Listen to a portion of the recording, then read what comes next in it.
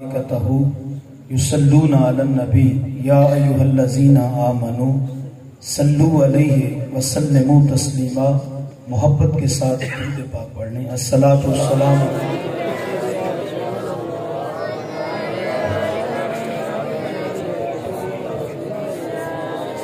الصلاۃ والسلام علیک یا سیدی یا نبی اللہ وعلی آلک واصحابک یا سیدی یا محبوب رب العالمین۔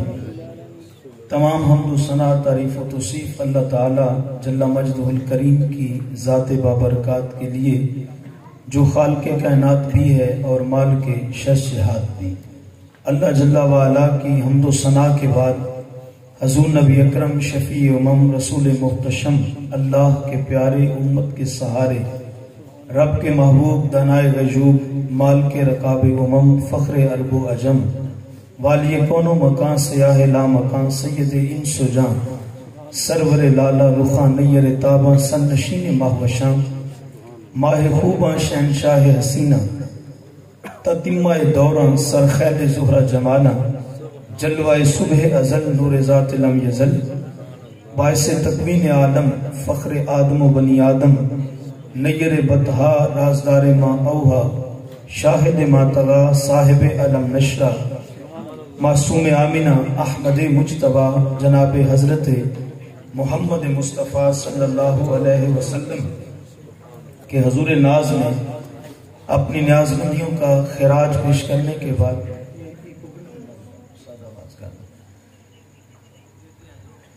عزتوں کی مسندوں پہ تشریف فرما حضرات علماء کرام اور قابل صد احترام معزز مکرم محترم حاضرین و سامعین، السلام علیکم ورحمۃ اللہ وبرکاتہ۔ آج کی یہ خوبصورت محفل پاک جو کہ بڑے ہی تسک و احتشام سے محبت عقیدت اور احترام سے انعقاد پذیر ہوئی ہے، مجھے اور آپ سب کو حاضری کا شرف نصیب ہو رہا ہے۔ دعا گو ہوں اللہ پاک میرا آپ سب کا یہاں پہ آنا اپنی بارگاہ میں قبول فرما کے میرے اور آپ سب کے لیے ذریعہ نجات بنا دے۔ کافی دیر سے محفل شروع ہے تو لمبا چوڑا خطاب تو نہیں ہوگا، لیکن مختصر وقت کے لیے اپنی حاضری پیش کرنا چاہوں گا۔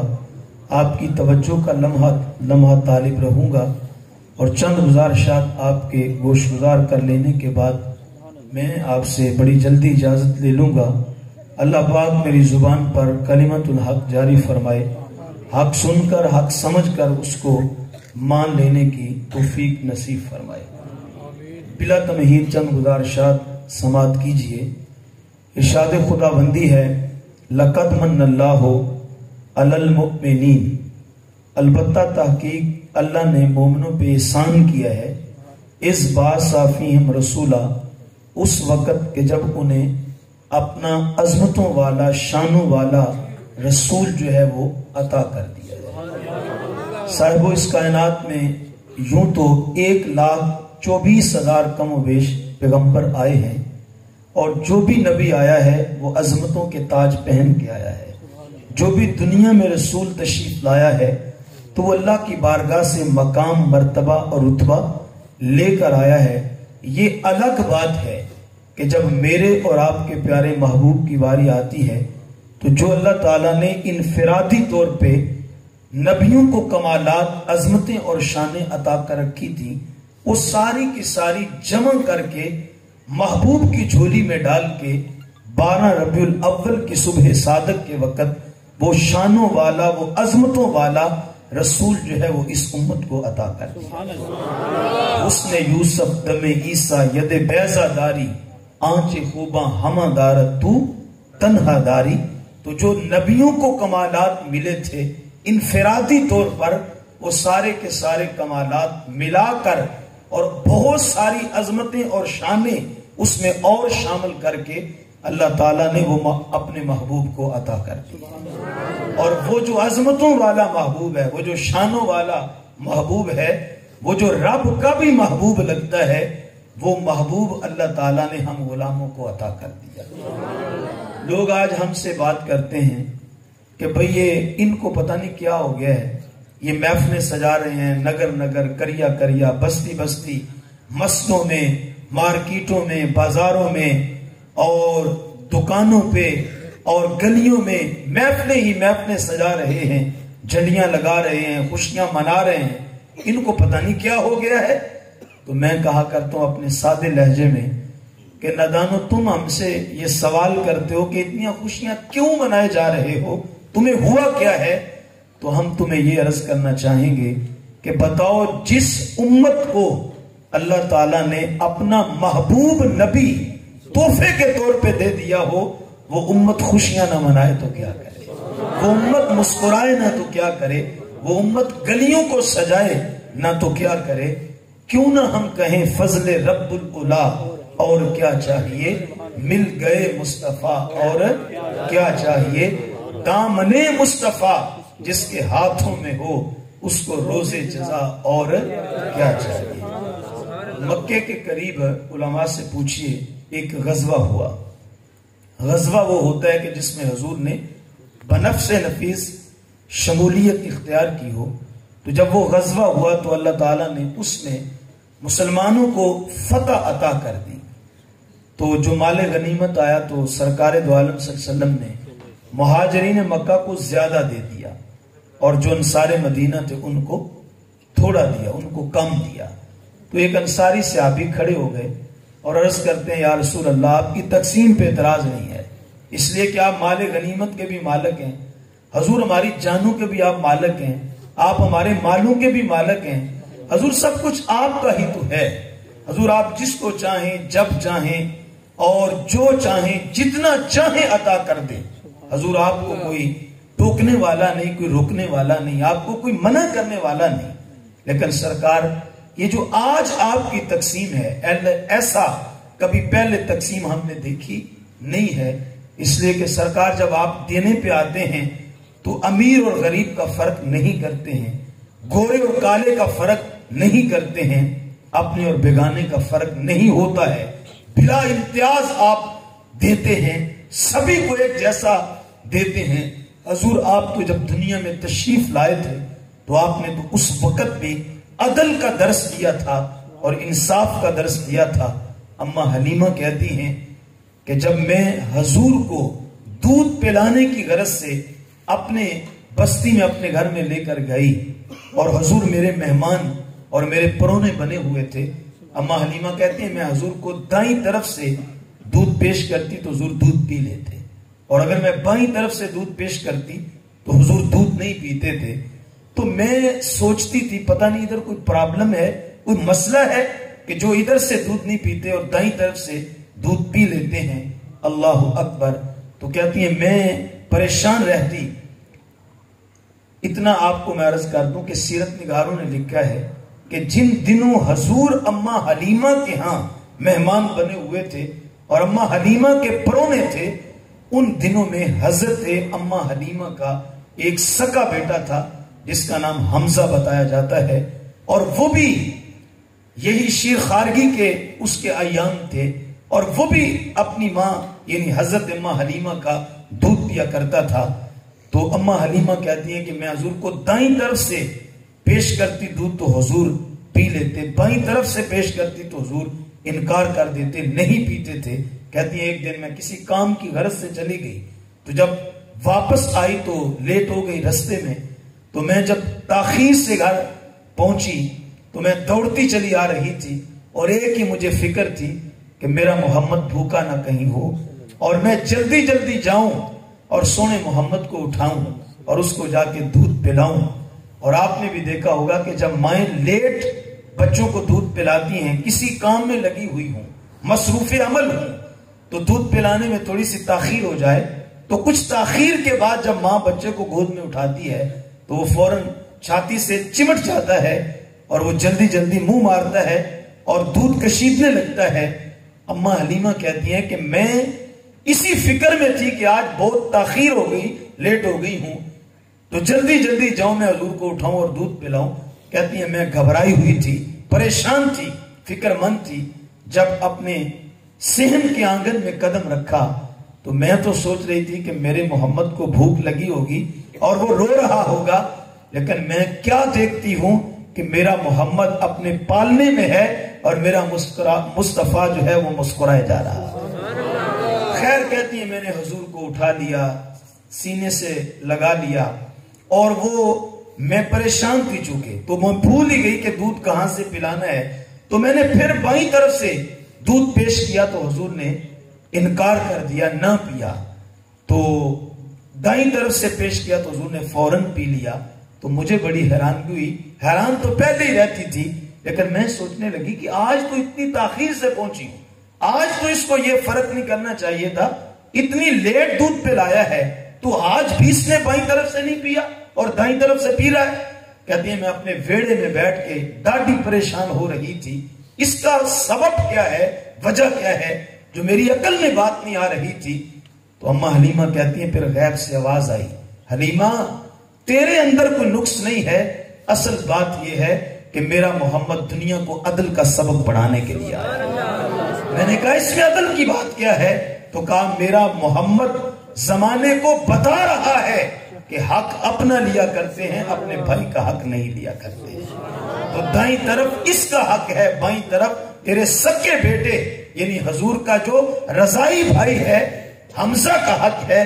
تو میرے مصطفیٰ نے اپنا حق تو لیا ہے، اپنے بھائی کا حق نہیں لیا ہے، اپنا حق لے کے بتا دیا ہے، اپنا حق لیا کرتے ہیں، اپنے بھائیوں کا حق لیا نہیں کرتے۔ آج ہم حضور کی محفل میلاد بھی منائیں اور حضور کے ذکر کی محفلیں بھی سجائیں، لیکن اپنے بھائیوں کے حق پہ نظر بھی رکھیں اور اپنے بھائیوں کا حق لینے کے لیے اللہ اکبر ان کو انجیکشن بھی لگوائیں، ان کو پاگل بھی قرار دلوائیں، ان کو پاگل خانے بھی جا کے جمع کروائیں، صرف اس لیے کہ جو اس کے حصے کی زمین ہے وہ بھی میرے پاس آ جائے۔ تو پھر یارو حضور کبھی بھی خوش نہیں ہوں گے، حضور تب خوش ہوں گے جب سرکار کی محفل میلاد بھی سجائی جائے گی، مصطفیٰ جان رحمت کی سیرت کو اپنایا بھی جائے گا۔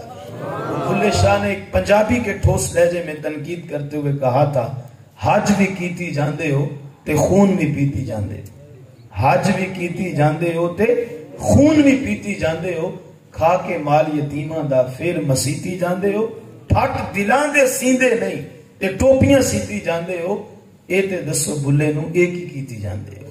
تو کہیں ایسا نہ ہو کہ ہم صرف حضور کے ذکر کی محفل تو سجائیں، لیکن جو ہمارے اعمال ہیں وہ حضور کو ناراض کرنے والے ہوں، وہ حضور کا دل دکھانے والے ہوں، اور ہمارے جو اعمال ہیں وہ مصطفیٰ کے سیرت کے ساتھ میچ ہی نہ کرتے ہوں۔ یارو ہم نے حضور کا ذکر جمیل بھی کرنا ہے اور اپنے محبوب کی سیرت کو بھی اپنانے کی کوشش کرنی ہے۔ تو جب آپ کے لبوں پہ مصطفیٰ جان رحمت کا ذکر جمیل ہوگا اور آپ کا عمل مصطفیٰ کی سنت کے سانچے میں ڈھلا ہوگا، پھر محبوب کی محبت بھی نصیب ہوگی، محبت کی قیامت کے دن مصطفیٰ کی شفاعت بھی نصیب ہو جائے گی۔ تو صحابی نے عرض کی یا رسول اللہ آپ تو پیدا ہوتے بھی امت کو عدل کا درس دے رہے تھے، تو سرکار آپ کی تقسیم پہ تو اعتراض نہیں ہے، لیکن کملی والے آقا اتنا تو بتا دیجیے کہ آج یہ اتنا فرق کیوں ہے کہ مکے والوں کو زیادہ مل رہا ہے اور ہم مدینہ والوں کو، وہ یہ حدیث، ہم مدینہ والوں کو تھوڑا مل رہا ہے۔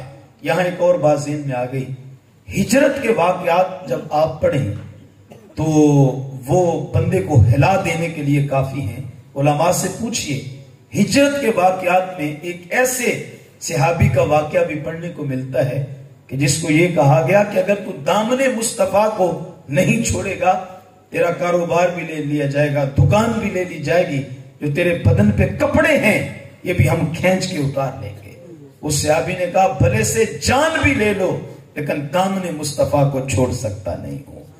اللہ اکبر یارو، پھر اس صحابی کے بدن سے کپڑے کھینچ کے اتار لیے گئے، اور وہ روایت میں آتا ہے کہ درختوں کے پتوں کا سطر بنا کر اور درختوں کے پتوں کو لپیٹ کر اپنے جسم کے ساتھ اور اپنے سطر کو ڈھانپ کر وہ مکے سے چلا اور مصطفیٰ جان رحمت کے مدینے میں آ گئے۔ تو چونکہ مہاجرین وہ تھے جو اپنی بیویوں کو، اپنے گھر بار کو، اپنی اولاد کو، اپنی دکانوں کو، اپنے مال کو وہ تو مکے میں چھوڑ آئے تھے اور مکے میں چھوڑ کر حضور کے پیچھے مدینے چلے آئے تھے، تو حضور تو جانتے تھے نا کہ یہ تو سب کچھ مکے میں چھوڑ آئے ہیں۔ دیکھو ماں جو ہوتی ہے نا، ماں، اس کے 5 بیٹے ہوتے ہیں، تو سارے کماؤ تو نہیں نہ ہوتے، کچھ نکمے ہوتے ہیں، کچھ نالائق ہوتے ہیں، کچھ اچھے ہوتے ہیں، وہ کماؤ ہوتے ہیں۔ تو ہوتا کیا ہے، جو کماؤ پتر ہوتا ہے وہ ماں کی خدمت کرتا رہتا ہے، گاہے گاہے ماں کی خدمت کرتا رہتا ہے۔ اور سنو، ہم یہ جو ماں باپ کو دیتے ہیں نا، ہم تو سمجھتے ہیں کہ شاید ہم ان کو دے رہے ہیں، لیکن کبھی بھی ان کو بوجھ نہ سمجھنا، اور کبھی بھی یہ نہ سمجھنا کہ ہم جو ان کو دے رہے ہیں وہ ضائع چلا گیا۔ نہیں، خدا کی قسم، وہ تو تیری کمیٹی پڑ رہی۔ ایمان سے بتاؤ، جب اولاد پہ مشکل وقت آتا ہے تو سب سے پہلے گتھلی کس کی نکلتی ہے؟ سب سے پہلے جمع پونجی کون جو ہے وہ لا کے اولاد کی ہتھیلی پہ رکھتا ہے؟ تو کہنے دو مجھے کہ وہ ماں ہی ہوتی ہے، جو اپنے قیمتی سامان کو بھی لا کے سامنے ڈھیر کر دیتی ہے۔ وہ کہتی ہے پتر تیری عزت نہ لو، یہ مال اچھا نہیں ہے۔ وہ باپ ہی ہوتا ہے جو سب سے پہلے کہتا ہے پتر کوئی بات نہیں، مشکل وقت آیا ہے، فلاں پلاٹ بیچ لو، فلاں بیچ لو، تو یہ ماں باپ کو دیا کرو، ان کو دینے سے رزق کم نہیں ہوتا۔ میں کہا کرتا ہوں ماں باپ پہ خرچ کیا جانے والا 1-1 روپیہ یہ ایسی انویسٹمنٹ ہے، بندہ جوں خرچ کرتا جاتا ہے اللہ تعالیٰ عطاؤں کے دریا بہاتا چلا جاتا ہے۔ تو بھئی ماں کو تو پتا ہوتا ہے نا، سارے کماؤ تو نہیں نہ ہوتے، جو کماؤ ہوتے ہیں وہ ماں کی خدمت کر جاتے ہیں، وہ پاس رکھ لیتی ہے، اور جو نکھٹو ہوتے ہیں تو پھر جب وہ آتے ہیں تو وہ پاس بیٹھ جاتے ہیں، ماں دیکھ لیتی ہے کہ اب اس کو کوئی مشکل بنی ہے، اب یہ جو آیا ہے یہ لینے کے لیے آیا ہے، وہ چپ کر کے چھپا کے وہ دیتی ہے، چل جا اپنا ٹائم پاس کر لا، جا فلانا کام تو کر لے۔ تو بھئی آقا کریم علیہ السلام تو اپنے غلاموں کی خبر رکھنے والے ہیں نا۔ قرآن کہتے ہیں عزیز علیہ ما عنتم حریص علیکم بالمؤمنین رؤوف الرحیم۔ آقا تو جانتے تھے یہ مکے والے سب کچھ چھوڑ چھڑا کے میری خاطر مدینے میں چلے آئے ہیں، تو سرکار نے کیا کیا؟ جو مکے کے قریب غزوہ ہوا تو مال غنیمت جو آیا تو حضور نے مکے والوں کو زیادہ دے دیا اور مدینے والوں کو کم دیا۔ اب وہ جو انصاری صحابی تھے وہ کھڑے ہو گئے اور عرض کرنے لگے کملی والے آقا آپ کی تقسیم پہ اعتراض نہیں ہے، لیکن حضور اتنا تو بتائیں کبھی آج تک ایسا ہوا نہیں ہے، آپ جب بھی دیتے ہیں تو عدل سے دیتے ہیں، برابر برابر دیتے ہیں، اپنا ہو بیگانہ ہو، گورا ہو کالا ہو، امیر ہو یا غریب ہو، حضور آپ بلا امتیاز دیا کرتے ہیں، لیکن آج ان کو زیادہ دیا ہمیں کم دیا، اس کی وجہ کیا ہے؟ سبب ہم پوچھ سکتے ہیں؟ توجہ چاہوں گا، آپ کو نیند تو نہیں آ رہی، سردی تو نہیں لگ رہی؟ چلو آپ کی تو بس تھوڑا وقت آپ کا لینا چاہوں گا۔ اچھا، اب جو سرکار نے جواب دیا نا تو وہ ان کانوں سے نہیں سننا بلکہ آپ نے دل کے کانوں سے سننا ہے۔ خدا کی قسم جواب سنو گے نا سرکار کا تو کلیجہ ٹھنڈا ہو جائے گا اور من میں تازگی اتر آئے گی۔ تو اس انصاری صحابی نے عرض کی یا رسول اللہ مکے والوں کو زیادہ ملا ہمیں کم ملا، وجہ کیا ہے؟ کملی والے آقا نے فرمایا مدینے والوں یہ کوئی اور بات کرے تو کرے لیکن تمہیں تو حق نہیں پہنچتا کہ تم اس طرح کی بات کرو، حضور کیوں نہ کریں، انہیں زیادہ ملا ہمیں تھوڑا ملا۔ اب سنیے سرکار کا جواب اور اپنے بختوں پہ ناز کیجئے۔ حضور نے فرمایا مدینے والو کیا تم اس بات پہ اللہ کا شکر نہیں ادا کرتے، اس بات پہ نازہ نہیں ہوتے، اس بات پہ اللہ کا شکریہ نہیں ادا کرتے کہ مکے والوں کے حصے میں مال آیا ہے، مدینے والوں تمہارے حصے میں آمینہ کا لالا ہے۔ اللہ اکبر، نعرہ رسالت، نعرہ تحقیق، نعرہ حیدری، نعرہ غوثیہ، دیکھو شان مصطفیٰ۔ دیکھو یہ جو میلاد کی محفل ہوتی ہے نا بابا جی، اصالِ ثواب کی محفل کا رنگ اور ہوتا ہے اور درس قرآن کی محفل کا رنگ اور ہوتا ہے، لیکن محفل میلاد کا رنگ کچھ اور ہوتا ہے۔ وہ ایک اللہ والے نے کہا تھا، اس نے کہا کہ سال کے 11 مہینے جو ہیں، سال کے 11 مہینے جو ہیں وہ ہوش کے ساتھ گزارا کرو، اور جب یار کے میلاد والا مہینہ آ جائے تو پھر پورے جوش کے ساتھ اس کے ساتھ گزارا کرو پورے۔ ابھی تھوڑا آیا ہے آپ کو، پورا نہیں آیا، انشاءاللہ تقریر کے آخر تک پورا ہم جوش لیں گے۔ دیکھو اس کی وجہ ہے، یہ فطرتی عمل ہے بابا جی، کہ جب تک جوش نہ آئے تو بات بنتی بھی نہیں۔ اب دیکھو نا، مائیں بہنیں گھروں میں ہنڈیاں بناتی ہیں تو اس کے نیچے اگر آگ تیز نہ کریں تو سالن کا، جب تک ہنڈیا میں جوش نہ آئے آگ تیز کر کے، تو سالن کا ذائقہ نہیں بنتا۔ تو میں کہا کرتا ہوں جب تک ہنڈیا میں جوش نہ آئے تو سالن کا ذائقہ نہیں بنتا ہے۔ سرکار کی محفل میلاد میں آنے والوں، جب محبت رسول میں جوش نہ آئے نا تو پھر ایمان کا ذائقہ بھی بنتا نہیں ہے، ایمان کا بھی ذائقہ پھر بنتا نہیں ہے۔ اور پھر ایک اور بات سن لو، جب رمضان کا مہینہ آتا ہے نا، رمضان کا مہینہ، کچھ لوگ اس مہینے میں بھی نا ثواب کے طالب بنے ہوتے ہیں اور ثواب کے تاجر بن کے یہ مہینہ بھی گزارتے ہیں۔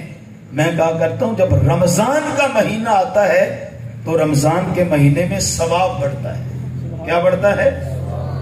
علماء سے پوچھئے، حضور نے فرمایا ماہ رمضان میں ایک نفل کا ثواب ایک فرض کے برابر کر دیا جاتا ہے، اور ایک فرض کا ثواب 70 فرضوں کے برابر کر دیا جاتا ہے۔ اور آقا کریم علیہ السلام نے فرمایا جو لیلۃ القدر کی برکتیں ہیں وہ تو اس سے علاوہ ہیں۔ قرآن کہتا ہے لیلۃ القدر خیر من الف شہر۔ قرآن کہتا ہے یہ جو ایک رات ہے نا ماہ سیام کی، جو قدر والی رات ہے جس کو قرآن نے لیلۃ القدر کہا ہے، قرآن کہتا ہے یہ 1000 مہینے سے بہتر ہے اور افضل ہے۔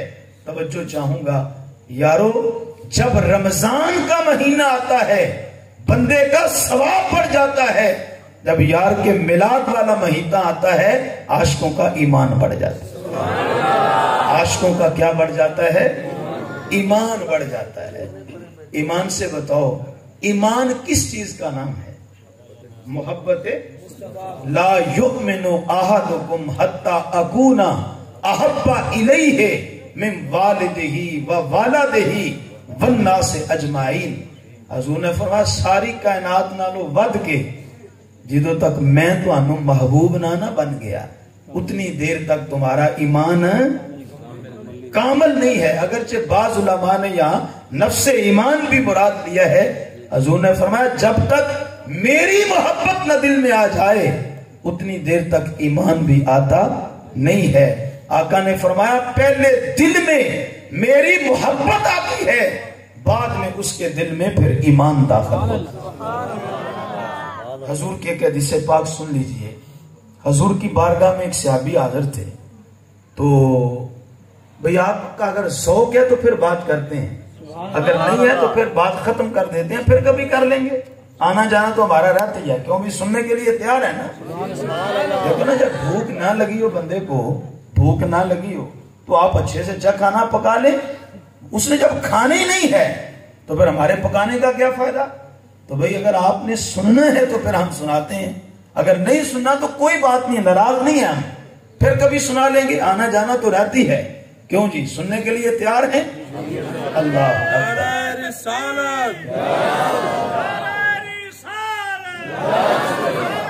میں ایک جگہ پہ گیا تو انہوں نے بعد میں مجھے کہا کہ آپ نے یہ خطاب بڑے اچھا کیا ہے، تو میں ہنس پڑا۔ کہنے لگے آپ ہنس کیوں رہے ہیں؟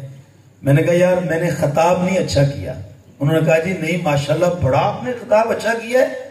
میں نے کہا یہ میرا کمال نہیں، یہ تو آپ کا کمال ہے۔ انہوں نے کہا جی خطاب آپ نے کیا ہے اچھا۔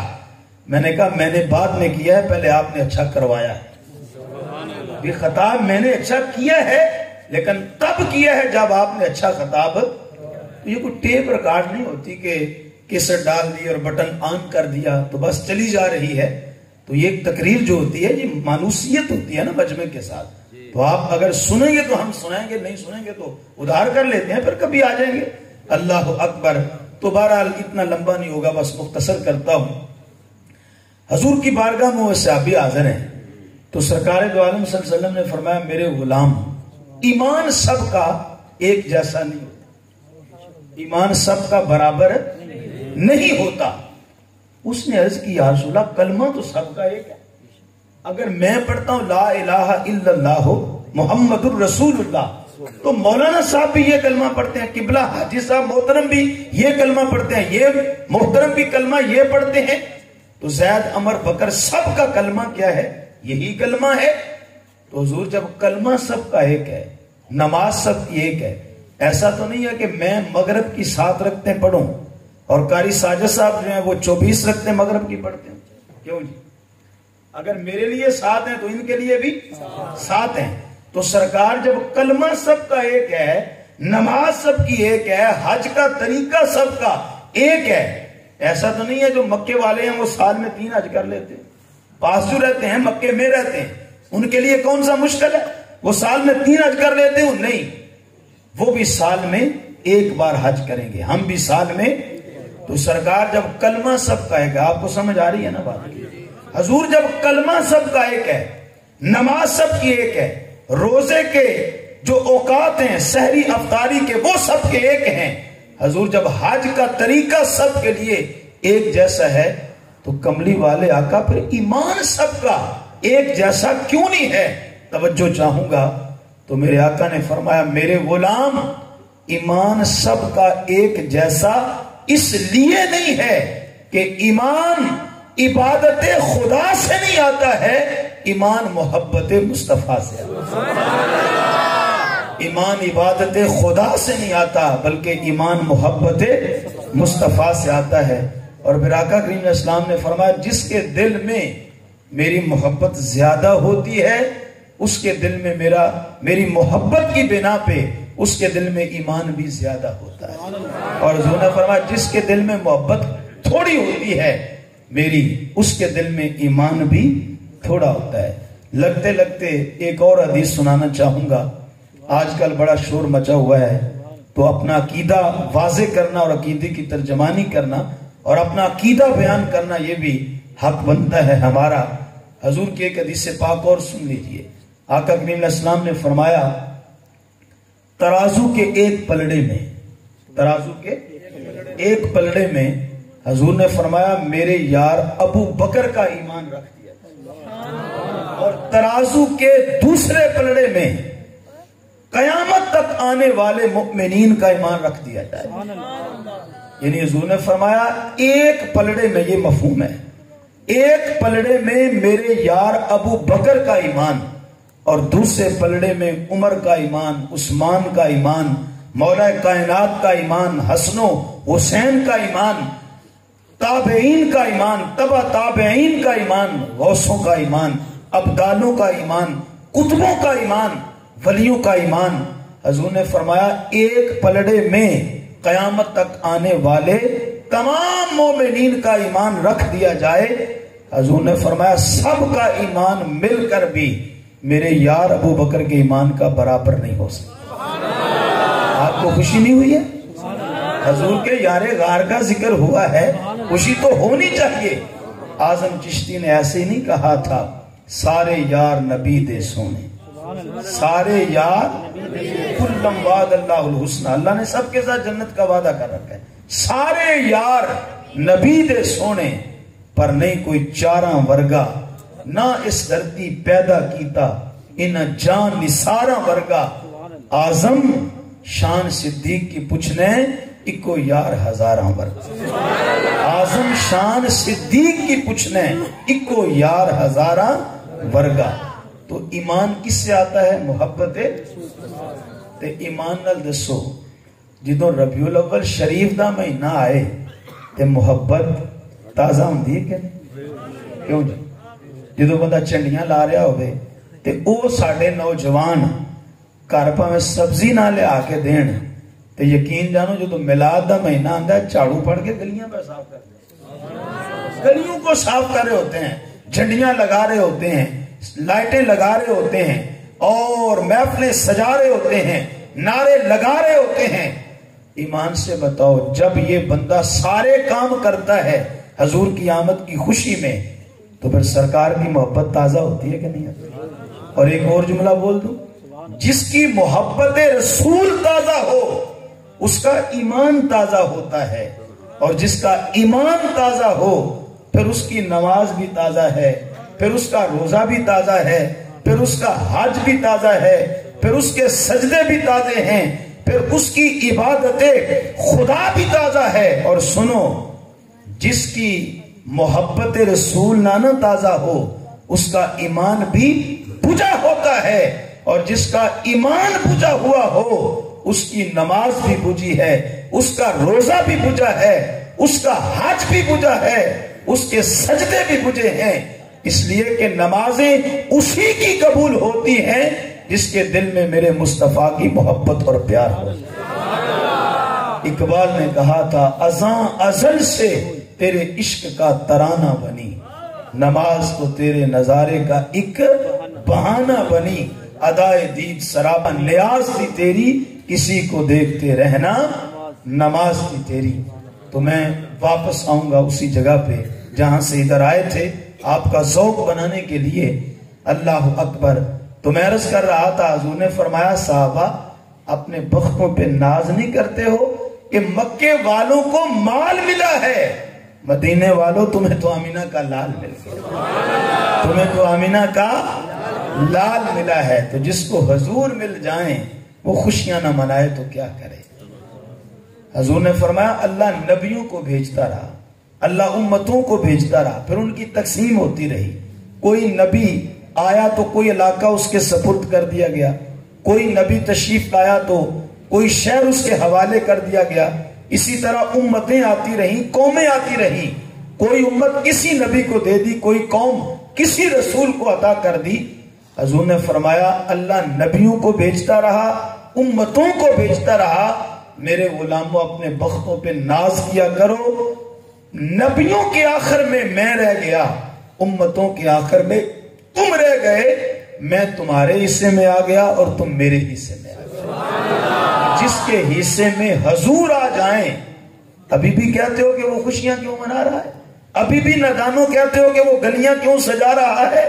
ہم تو گلیاں سجائیں گے، جھنڈیاں لگائیں گے، لائٹیں لگائیں گے، محفلیں سجائیں گے اور ریلیاں نکالیں گے، لنگر پکائیں گے اور مسکرائیں گے اور زمانے کو بتائیں گے فضل رب العلا اور کیا چاہیے، مل گئے مصطفیٰ اور کیا چاہیے۔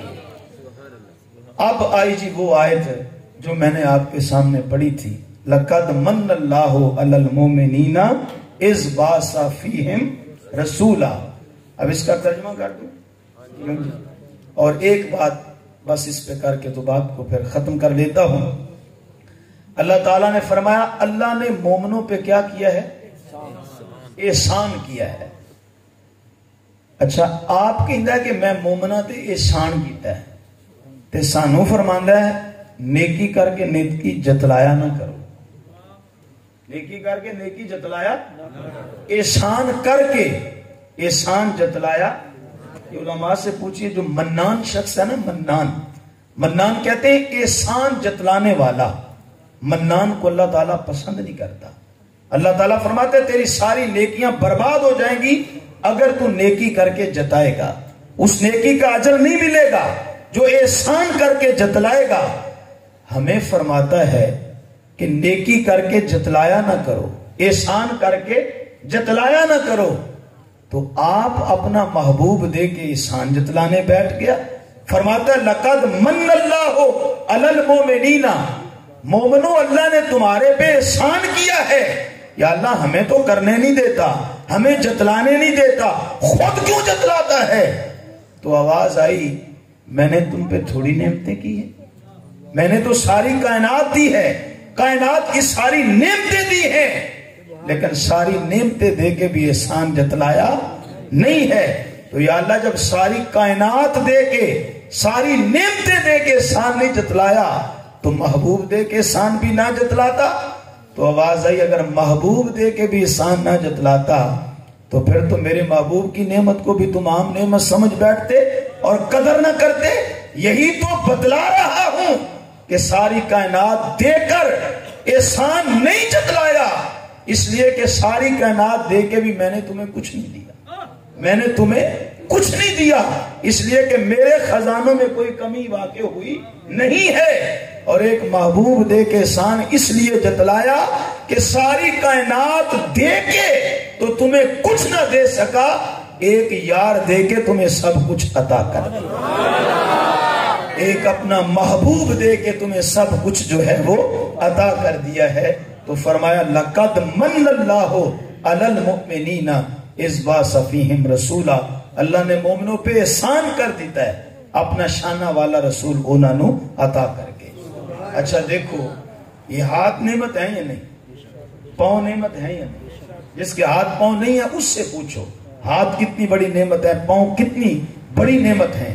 علماء سے پوچھو، اللہ تعالیٰ نے ہاتھ دے کے پاؤں دے کے قرآن میں کسی جگہ ذکر کیا کہ اللہ بھی میں نے تجھے ہاتھ دیے میری نعمت ہے، پاؤں دیے میری نعمت ہے، میں نے تیرے پہ احسان کیا؟ کسی جگہ ذکر نہیں ہے۔ ایمان نال دسو، ماں باپ نعمت ہے یا نہیں ہے؟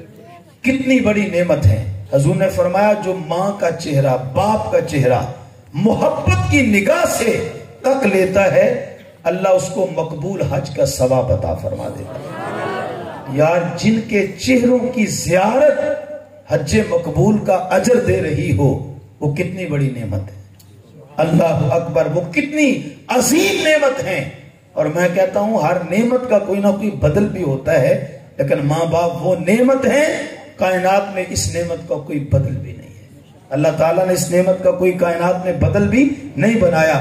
تو ماں باپ کتنی بڑی نعمت ہیں اللہ نے دی، لیکن کسی جگہ قرآن میں یہ نہیں فرمایا لوگو میں ماں باپ دے کے اے میری نعمت ہے تو آڑے دے میں احسان کیتا ہے۔ بس تقریر ختم ہو لگی ہے، تسی بھی جاگ کے بہن ہیں ہوش نال، تھکے اسی بھی بڑے ہیں پورے ربیع النور شریف دے وچ 4 دن پروگرام تے لمبے سفر، لیکن میں کہتا ہوں کہ جب آپ آئی ہیں اور میں بھی اتنی دور آیا ہوں تو پھر ہم خالی تو نہ جائیں، جب جائیں تو کچھ نہ کچھ تو سرکار کے عشق کی خیرات اپنی جھولی میں ڈال کے جائیں۔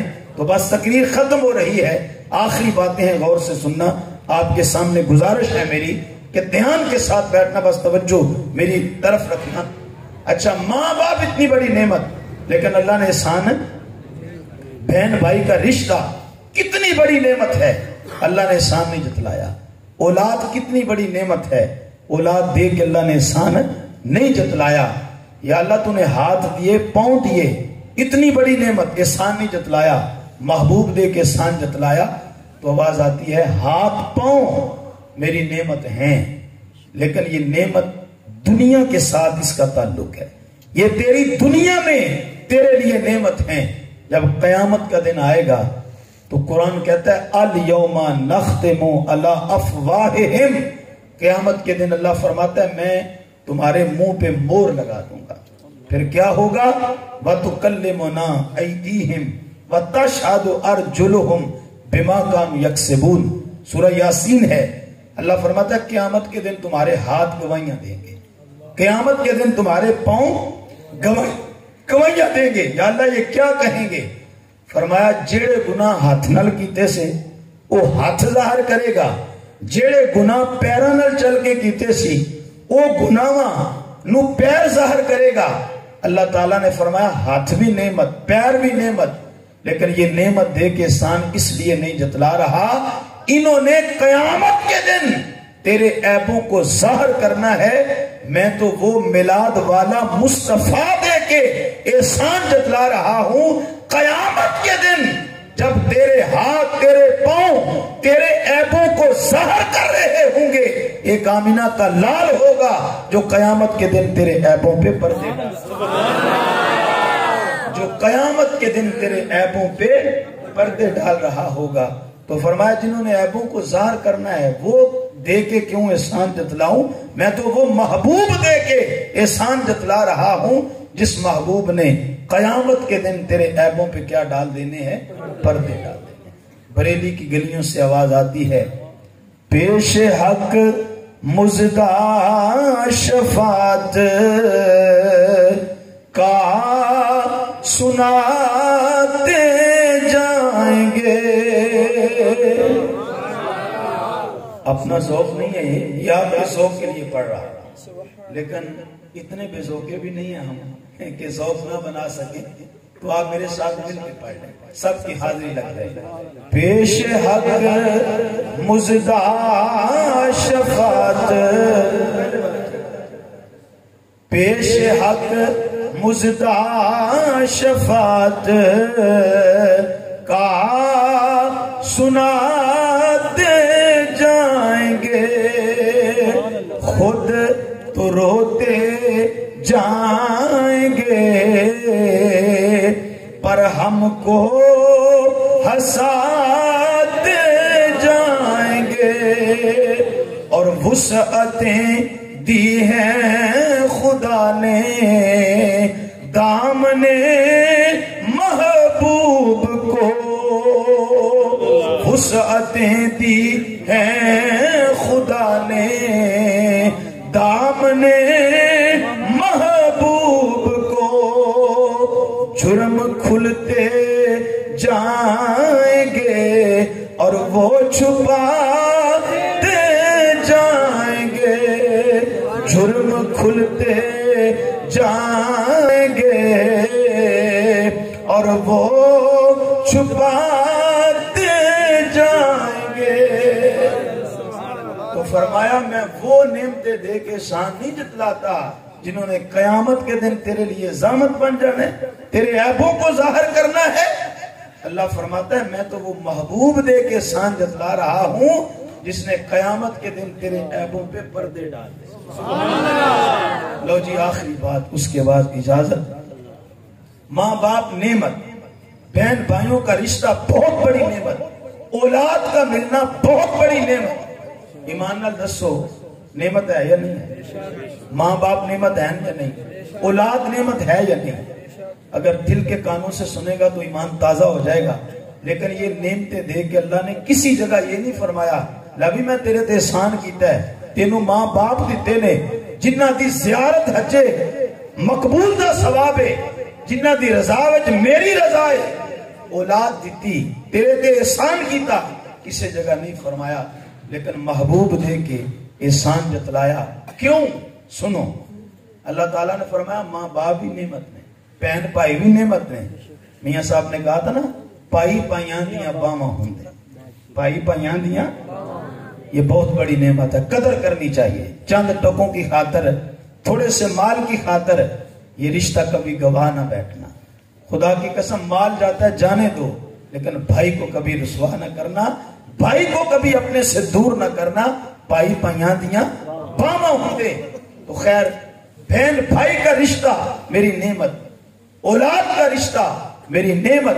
لیکن فرمایا یہ نعمتیں بھی تیری دنیا کے ساتھ ہیں، یہ نعمتیں بھی اتنی دیر تک جب تک تو ہے، جب سانس نکل جائے گا، روح پرواز کر جائے گی، بندہ فوت ہو جاتا ہے، تو پھر یہی رشتے کندھوں پہ اٹھا کے چھوڑ کے آتے ہیں، اور جب قبرستان لے جاتے ہیں بلکہ کہنے نے پورا دن کیویں رکھیں گے، پچھلا نظام کیویں چلانا ہے۔ میاں صاحب نے کہا جنہ لئی تو پاپ کمائے، جنہ لئی تو پاپ کمائے، کتھے نہیں تیرے کر دے، جاندی وار ڈرونا بنیو، ہاتھ نہیں لاندے ڈر دے۔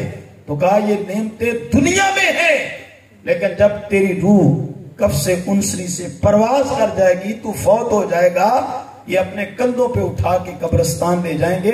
صبح ہوگا شام نہیں پڑھنے دیں گے، شام ہوگی اگلا دیہڑ نہیں گزرنے دیں گے۔ ہاں کو رشتہ دار دور سے آ رہا ان کی مجبوری ہو وہ الگ بات ہے، فوراً لے جائیں گے تجھے، تیرے پہ نماز پڑھیں گے، اور پھر یہ تو دفنانے وقت بھی تقسیم کر لیتے ہیں، کہتے ہیں ادھے دفنان چلے جاؤ ادھے گھر چلے جاؤ، برادری بوئے تھے بیٹھی ہے، اگر بغیر کھانے دے چلی گئی تو تانے ملیں گے برادری کے، یہ تو سارے دفنانے بھی نہیں جائیں گے، تقسیم ہو جائیں گے، آگے جائیں گے۔ جو جائے گا وہ بھی کیا کرے گا، وہ تجھے قبر میں ڈال کے منو من مٹی اوپر ڈال کے ہاتھ جھاڑ کر واپس آ جائے گا۔ یار ایمان نال دسو باپ کو کتنی محبت ہوتی ہے اولاد سے۔ آج تک کسے پیو نو ویکھیا پتر دی قبر وچ لیٹدا، آج تک کسے ماں نو ویکھیا اپنی بیٹی یا بیٹے دی قبر وچ لیٹدیا، آج تک کسے بھائی نو ویکھیا اپنے بھائی دی قبر دے وچ ساتھ لیٹ دیا؟ اج تک کسی اولاد نو ویکھے اپنے باپ دی اپنی ماں دی قبر وچ کسی بیٹی نو لیٹ دیا؟ کوئی بھی وہاں نہیں جاتا، مٹی ڈال کے قبر میں ڈال کے ہاتھ جھاڑ کر واپس آ جاتے ہیں۔ توجہ چاہوں گا اس جملے پہ، میری ساری تقریر کا یہ نچوڑا جملہ۔ اللہ تعالیٰ نے فرمایا ماں باپ بھی نعمت نے، بہن بھائی بھی نعمت نے، اولاد بھی نعمت ہے، لیکن یہ نعمتاں دے کے احسان اس لیے نہیں جتلایا اینا مرن تو بعد تینوں قبر دے وچ پا کے مٹی سٹ کے واپس آ جانا ہے۔ میں او نعمتاں دے کے احسان نہیں جتلاندا پیا جنہ قبر دے اتے مٹی ڈال کے واپس آ جانا ہے۔ میں او سونا محبوب دے کے تیرے تے احسان جتلا رہا جدو سارے نے واپس آ جانا ہے۔ کملی والے نے تیری قبر نو جنت دا باغ بنان واسطے تیری قبر دے اندر تشریف لیا۔ جدو سارے واپس آ جانا ہے تے کملی والے آقا نے تیری قبر دے اندر تشریف لیا۔ تے ایمان نال دسو جدی قبر دے وچ سرکار خود آ جان، میرے امام نے ہمیں نہیں سی آکھیا لحد میں عشق رخ مصطفیٰ کا داغ لے کے چلے، اندھیری رات سنی تھی چراغ لے کے چلے۔ جس کی قبر میں سرکار آ جائیں پھر حضور کے قدم لگنے سے جنت کا باغ بنے گی قبر یا نہیں بنے گی؟ وہ ایک شعر ہے، میں عشق نبی کی پی ہوئی ہے، میں عشق نبی کی پی ہوئی ہے، قبر میں پہنچا فرشتوں نے کہا سو جا تیری آقا نے بات کی ہوئی ہے۔ قبر میں پہنچا فرشتوں نے کہا سو جا تیری آقا نے بات کی ہوئی ہے۔ اللہ اکبر۔ وہ اکبر بادشاہ گزرا ہے جہانگیر کا جو والد تھا، تو کہتے ہیں ایک دن وہ اپنے محل میں بیٹھا تھا تو چراغ جل رہے تھے، رات کا وقت تھا، تو تیز آندھی جب چلی نا، ہوا چلی تو روشن دان کھلے ہوئے تھے، ہوا روشن دانوں کے ذریعے اندر داخل ہوئی تو جو چراغ جل رہے تھے وہ بجھ گئے۔ تو جب بجھے تو تھوڑی دیر کے بعد خدام نے چراغ جلا دیے۔ جب چراغ دوبارہ جلائے تو اکبر بادشاہ گھبرایا ہوا ہے، پسینیوں پسینی ہے۔ تو وزیروں نے پوچھا کہ بادشاہ سلامت خیرتے ہے، انہیں گھبرائے ہوئے کیوں جے، یہ پسینوں پسینی کیوں جے، خیریت تو ہے؟ اکبر کی سنیے، وہ کہنے لگا کہ یار تھوڑی دیر کے لیے اندھیرا چھایا ہے اور مجھے اس بات کا بھی احساس تھا کہ میں اکیلا نہیں ہوں، تم میرے پاس ہو، اور تھوڑی دیر کے لیے اندھیرا ہوا پھر تم نے چراغ بھی جلا دیے۔ میں سوچنے لگا کہ تم بھی میرے پاس تھے، اکیلا بھی نہیں تھا، چراغ بھی تھوڑی دیر کے لیے بجھا ہے پھر جل گیا ہے، تو میں اتنا گھبرا گیا، میں سوچنے لگا کہ قبر کے اندر کیا ہوگا، قبر کے اندر تو تنہا جائیں گے، قبر کے اندر کوئی چراغ بھی نہیں ہوگا، قبر کے اندر تاریکی ہی تاریکی ہوگی۔ اکبر بادشاہ کے پاس اس کا ایک وزیر بیٹھا تھا جس کا نام بیربل تھا۔ اچھا ذات کا تو وہ ہندو تھا، لیکن اج دیاں مولویاں تے ملوانیاں نو انہیں جواب دے دیتا جڑے مسجد دے وچ ترازو گھڑ کے بیٹھ جاندے نے تے نادان انہوں تولدے پینے جڑا تولے ہی نہیں جا سکتا، انہوں ناپتے پینے جڑا ناپیا ہی نہیں جا سکتا۔ محبوبہ ہوتے نکتہ چینی جڑا کرم تو باز نہ آوے، اصل منافق جانیے اس نو تے جھوٹے پیار جتاوے، اے دسیا سن عشق دے مفتی جڑا مڑ مڑ پیا فرماوے، آزم جتھے دل لگ جائے اتھے عیب نظر نہ آوے۔ پتہ نہیں نادانوں نے کیا کلمہ پڑھا ہے، کیا محبت یہ کرتے ہیں، اور ان کی محبت پتہ نہیں ہے ہی کیا۔ اور یار جہاں پیار ہو جائے وہاں عیب ہو بھی تو نظر نہیں آتا۔ تو جس ذات کو میرے رب نے بنایا ہی بے عیب، وَأَحْسَنُ مِنْكَ لَمْ تَرَ قَطُّ عَيْنٍ وَأَجْمَلُ مِنْكَ لَمْ تَلِدِ النِّسَاءُ خُلِقْتَ مُبَرَّأً مِنْ كُلِّ عَيْبٍ كَأَنَّكَ قَدْ خُلِقْتَ كَمَا تَشَاءُ۔ تو میں عرض کر رہا ہوں بیربل ذات کا ہندو تھا، لیکن گل بڑی پتے دی کر گیا۔ انہیں کیا بادشاہ سلامت ہے، پھر قبر دیاں تاریکیاں تو بھی ڈرن دی کوئی ضرورت نہیں۔ اس نے کہا وہ کیسے، وہاں نہ بلب ہوگا، نہ چراغ ہوگا، نہ لائٹ ہوگی، نہ کوئی اس میں ساتھ ہوگا۔ قبر تاریکیوں کا گڑھ ہے، اکیلے جانا پڑے گا، اکیلے رہنا پڑے گا، کیوں نہ گھبراؤں؟ تو بیربل کہنے لگا بادشاہ اے دس اس کائنات دے وچ تھوڑا اندھیرا سی، اس کائنات دے وچ تھوڑا اندھیرا سی، اللہ نے اپنے محبوب محمد نو دنیا تے بھیجیا تے سارے اندھیرے ختم ہو گئے، چراغاں ہی چراغاں ہو گئیاں۔ ہن او میلاد والا مصطفیٰ قبر وچ تشریف لے گیا ہے، ہن قبر دے وچ بھی اجالے ہی اجالے، قبر میں بھی اجالے ہی اجالے ہوں گے۔ یار زندہ صحبت باقی، فقیرانہ آئے صدا کر چلے، صدا خوش رہو یہ دعا کر چلے۔ دن رات مصروفیت اتنی ہے، نیند بھی پوری نہیں ہو رہی، تو قاری ساجد صاحب نے ڈیوٹی لگائی تھی، لو جی آج 50 منٹ کم از کم آپ نے لازمی گفتگو کرنی ہے، تو میرا حال ہے 50 منٹ سے تو اوپر ہو گئے، اب تو اجازت ہے نا جی۔ اللہ آپ سب کا حامی و ناصر ہو۔ یقین جانے یہاں آ کے بڑی فرحت محسوس ہوتی ہے، خوشی محسوس کرتا ہوں، ایک تو آپ لوگوں کا ذوق دے کر، اور دوسرا یہاں پہ ایک عظیم ادارہ چل رہا ہے، تو قبلہ قاری صاحب کی محنتیں ہیں کہ ماشاءاللہ یہاں سے بچے قرآن پاک کا نور اپنے سینوں میں محفوظ کر کے جو ہے وہ معاشرے میں پھیل رہے ہیں۔ اللہ اس ادارے کو دن دگنی رات چگنی ترقی عطا فرمائے۔ یہ سب علماء مجھ سے محبت اور پیار کرتے ہیں، اللہ ان کا سایہ عاطفت بھی اہل سنت پر تا دیر قائم و دائم فرمائے۔ اور دعا کرو میرے محبوب کی ناموس رسالت کے محافظین کے لیے بھی اللہ پاک ان کی بھی حفاظت فرمائے، اپنے محبوب کا صدقہ ان کی حفاظت فرمائے۔ جو بھی میرے محبوب کا دیوانہ ہے اور حضور کا عاشق ہے، حضور کی ناموس پہ پہرا دے رہا ہے، اللہ سب کی خیر فرمائے۔ کار ماں آخر شدو آخر سے ماں کار نشد، مشتخا کے ماں غبارے کوچائے یار نشد، و آخر دعوایا ان الحمدللہ رب العالمین۔